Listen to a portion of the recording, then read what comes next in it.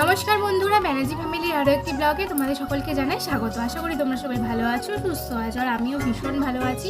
আজকের ভিডিওটা খুব ইন্টারেস্টিং হতে চলেছে, কারণ আজকের ভিডিওতে আমি তোমাদের সাথে শেয়ার করব একটি গাছ কিভাবে আমাদের সম্পূর্ণ ভাগ্য বদলে ফেলতে পারে। তো চলো ভিডিওটা খুব বেশি কথা না বলে শুরু করা যাক। আর ভিডিওটা শুরু করার আগে বলি, যারা আমার ভিডিওতে প্রথম তাদেরকে বলে রাখি, আমি রিয়া। আমি আমার ভিডিওতে ডেইলি লাইফস্টাইল সংক্রান্ত ভিডিও এবং কিছু বাস্তু টিপসের উপরে ভিডিও এবং ঠাকুর ঘরের নানান কাজ, নানান টিপসের উপরে ভিডিও দিয়ে থাকি। যদি তোমাদের এই সংক্রান্ত ভিডিও ভালো লেগে থাকে তাহলে অবশ্যই আমার চ্যানেলটা সাবস্ক্রাইব করে দেবে আর পাশের বেল আইকনটি প্রেস করে আমার পাশে থেকো। তো চলো ভিডিওটা শুরু করা যাক। আশা করি তোমাদের ভিডিওটা ভালো লাগবে। যদি ভালো লেগে থাকে তাহলে একটা লাইক কিন্তু অবশ্যই কাম্য। খারাপ সময় চলছে, বাড়ি হোক কিংবা কর্মক্ষেত্র, কোথাও শান্তি পাচ্ছ না, এই রকম অবস্থায় আস্থা রাখতে পারেন লাকি বাম্বু গাছের ওপরে। ছোট এই গাছ আপনার ভাগ্য ফেরাতে রীতিমতো ম্যাজিক দেখাতে পারে। তো চলুন লাকি বাম্বুর গাছের সম্বন্ধে আজকে জেনে নেওয়া যাক। ফেংশুইয়ের মতে লাকি বাম্বুর কিন্তু বিশেষ তাৎপর্য রয়েছে। ফেংশুই হলো চাইনিজ মতে এই গাছটি ভীষণভাবে গুরুত্বপূর্ণ। চায়নারা কিন্তু এই গাছটির উপরে ভীষণভাবে ডিপেন্ডেন্ট করে সমস্ত কিছুতে। ফেংশুই মতে কিন্তু বিভিন্ন বাস্তু রেমেডি তারা দিয়ে থাকে এবং তারা কিন্তু এই গাছটিকে ঘরে রাখতে বলে। আশা করি আমরা অনেকেই জানি লাকি বাম্বু কীরকম গাছ, কী ধরনের গাছ। কম বেশি আমরা প্রত্যেক মানুষই জানি লাকি বাম্বুর উপকারিতা। তো আজকের ডিটেলসে আমি বলবো লাকি বাম্বু রাখতে গেলে তোমাদেরকে কি কি করতে হবে, লাকি বাম্বু গাছ রাখা কতটা ইম্পর্টেন্ট ঘরে এবং কোন দিকে রাখবে। আমাদের ভারতীয় বাস্তুতেও কিন্তু এখন এই ফেংশুই মতে এই গাছটি আমরা প্রত্যেকের বাড়িতে রেখে থাকি। কিন্তু আমরা কি রাখি, কিন্তু আদৌ কি ঠিক জায়গাতে রাখি? একদমই কিন্তু নয়। আমরা কিন্তু পুরো ডিটেলসে না জেনে আমরা গাছটা কিন্তু রেখে দিই। কিন্তু কীরকমভাবে রাখি? এই গাছ কিন্তু আমাদের সুখ সমৃদ্ধির জন্য সব থেকে ইম্পর্টেন্ট জিনিস। আমাদের অফিস বলো, এই গাছটিকে শুধু রাখলেই হলো না, এটা সঠিক ডাইরেকশান মানে সঠিক দিকে আপনাকে রাখতে হবে। এই গাছটিকে কিন্তু ঠিকভাবে মেনটেনেন্স করতে হবে। এই গাছটিকে যেমন, এটা যেহেতু আমরা কোনো প্লাস্টিকের গাছ নয়, একদম আসল প্রাকৃতিক গাছ, তাই জন্য এই গাছটিকে জল দিতে হবে, গাছটির উপরে পরিচর্যা করতে হবে যেন গাছটি ভালো থাকে। তো চলুন আমরা জেনে নিই এই গাছটি আপনারা কোথায় পাবেন। আপনাদেরকে এবার বলি, দোকান থেকে গাছটি কিনে আনবেন কি করে। দোকান থেকে গাছটি কিনে আনতে হবে এক দামে, মানে দোকানদার যেই দামটা আপনাকে বলবে সেই দামেই কিন্তু আপনাকে গাছটা কিনতে হবে। আর আপনি এই গাছটা আপনার বাড়ির যে কোনো জায়গায়, নার্সারি যদি আশেপাশে থেকে থাকে, সেখানে এই গাছটি পেয়ে যাবেন। এটা এখন খুব ফেমাস গাছ লাকি বাম্বু। এই লাকি বাম্বু গাছ আপনার সংসারে কিন্তু মানে পজিটিভ এনার্জিকে ভীষণভাবে অ্যাট্রাক্ট করে, পজিটিভ এনার্জিকে নিয়ে আসে। দোকান থেকে লাকি বাম্বু বললামই এক দামে কিনে আনবে। কিনে আনার পরে সেটি বাড়িতে একটি কাচের পাত্র বা পাথরের পাত্রের মধ্যে জল দিয়ে, ক্লোরিন যুক্ত জল একদমই নয়, অপরিষ্কার জল একদমই নয়, পরিষ্কার পরিচ্ছন্ন জল দিয়ে কিছুটা পাথর, আমরা দেখি না অ্যাকোরিয়ামের ভেতরে যে পাথরগুলো থাকে সেই রকম ধরনের পাথর ওই গাছের গোড়ায় দিয়ে দেবে। তারপরে তোমরা গাছটি রাখবে।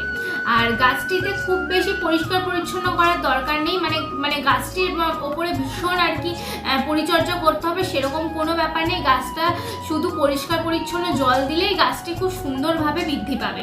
প্রখ্যাত German English gardener Henry Frederick Conrad স্যান্ডের নামে এই গাছের নামকরণ করা হয়েছে। এই গাছ নামে বাঁশ গাছ হলেও কিন্তু এটা একদমই বাঁশ গাছ নয়, বরং এটি লিলি প্রজাতির গাছ বললেই চলে।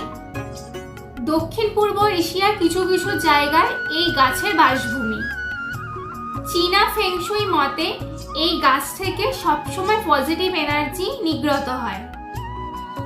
সৌভাগ্যের প্রতীক এই গাছটিকে অনেকেই উপহার হিসাবে কিন্তু দিয়ে থাকেন। উপহার হিসাবে আপনিও দিতে পারেন, আপনাকেও দিতে পারেন। চীনা ভাষায় লাকি বাম্বু ফু গোয়ে ঝু নামে পরিচিত। বৃদ্ধি সৌভাগ্য কামনায় অনেকেই এই গাছটি বাড়িতে রেখে থাকেন কিংবা অফিসের টেবিলেও তাদের রাখেন, কর্মক্ষেত্রতেও রাখেন। এই লাকি বাম্বুকে এক কথায় লক্ষ্মী গাছও বলা হয়। অনেকে আবার এই গাছটি ঘরে রাখা সত্ত্বেও অসাধারণ ফল পান না, কিন্তু কেন? ফেংশুই মতে ঘরের সঠিক জায়গায় যদি এই গাছটি রাখা হয় তাহলে কিন্তু আপনি ফলের বদলে বিফলেই কিন্তু যাবে।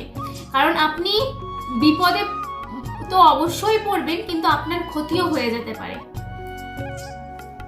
এই গাছটি কোথায় রাখা উচিত তা নিয়ে কয়েকটি বাস্তু টিপস দেখে নিন। বিভিন্ন বাস্তুবিদের মতে এই গাছটি ঘরে রাখলে তা সুখ সমৃদ্ধি তো বজায় রাখে, তার সাথে আয় উন্নতি বৃদ্ধি করে। তাই জন্য তাদের মতামত এতে পরিবারের একটি খুব সুন্দর স্ট্রং ভারসাম্য তৈরি হয়, খুব সুন্দর স্ট্রং বন্ডিং সবার মধ্যে থাকে।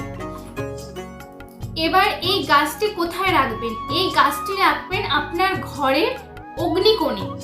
অগ্নিকোণ মানে হচ্ছে উত্তর দক্ষিণের যে মাঝ বরাবর কোণটি, মাঝখানটি, সেইখানে রাখবেন আপনি এই গাছটি। এবার বলি এই গাছ থেকে আপনারা কি কি বেনিফিট পাবেন। এই গাছ থেকে আপনি রিলেশনকে খুব স্ট্রং করতে পারবেন। মানে ধরুন আপনার সাথে কারোর কোনো রিলেশনের প্রবলেম চলছে, তো আপনি তাকে গিফট করতে পারেন। যদি গিফট করার পরিস্থিতিতে আপনি নাও থাকেন বা তার সাথে হয়তো কোনো যোগাযোগ নেই আপনার, আপনি তার নাম করে সেই গাছটি আপনি বাড়িতে নিয়ে আসুন এবং আপনি মনে মনে সেটিকে বলতে থাকুন বা চ্যাট করতে থাকুন যে তার সাথে আমার সম্পর্কটা যেন ঠিক হয়ে যায়। তো এই গাছটাকে আপনি প্রতিদিন পরিচর্যা করুন আর হচ্ছে মনে মনে এটিকে চ্যাট করুন। তো নিয়ে আসার পর বাড়িতে এটি তো করলেন, আর কি বেনিফিট থাকবে? আর বেনিফিট থাকবে যেসব বাচ্চারা ভীষণভাবে পড়াশোনায় আর কি অমনোযোগী, তাদের জন্য এই সকালবেলা উঠে যদি তাদেরকে এই গাছের গোড়ায় একটু জল দেওয়া করার, অল্প সামান্য জল, এই গাছে যে ডেলি জল দিতে হয় তার কি কিন্তু মানে নেই, কারণ বেশি জল দিলেও কিন্তু এই গাছটা মরে যাবে।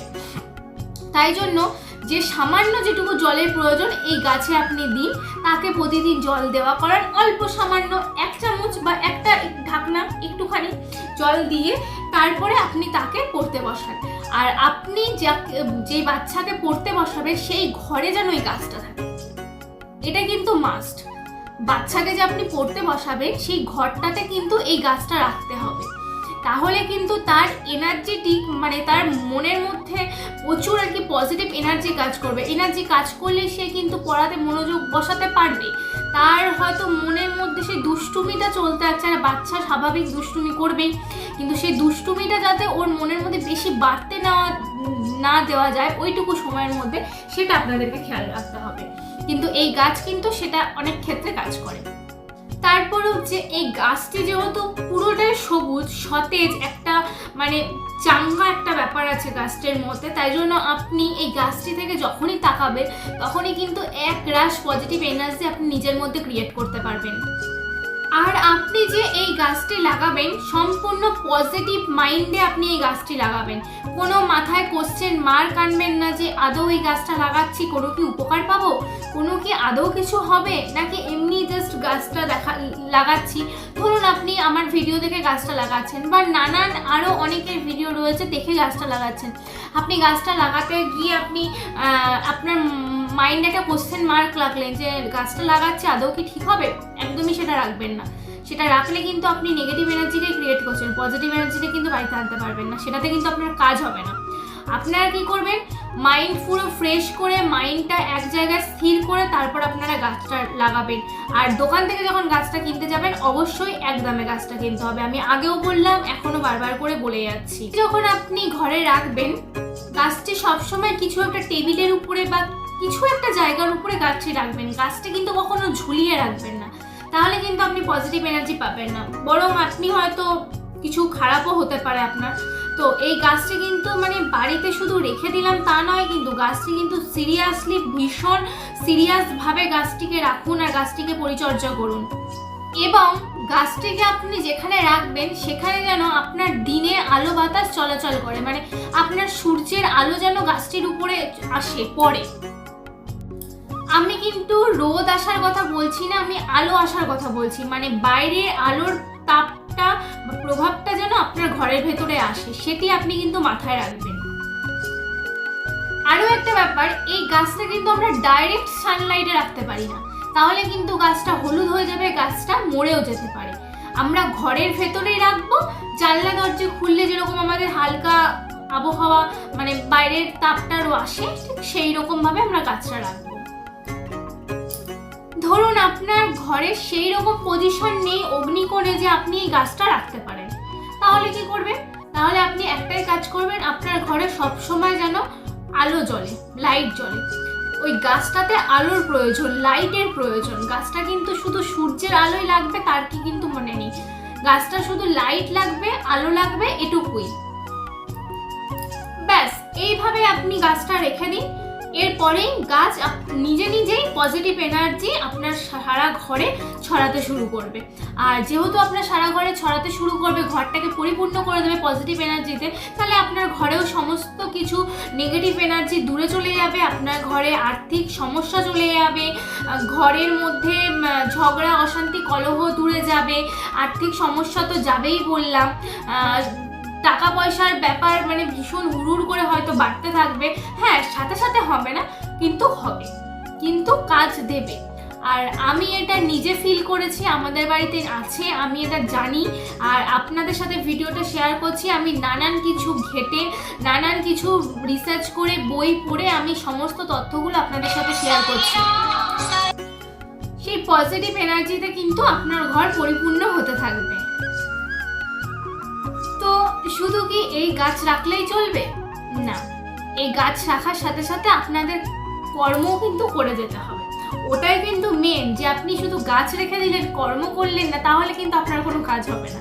আপনি গাছটাও রাখুন, সাথে আপনার কর্মটাও করুন। আমরা যেরকম প্রফেশনে আছি সেই রকম প্রফেশনে থাকুন, কাজ মন দিয়ে কাজ করুন এবং কাজটাকে ভগবান মনে করুন, সেইভাবে কাজটাকে পুজো করুন।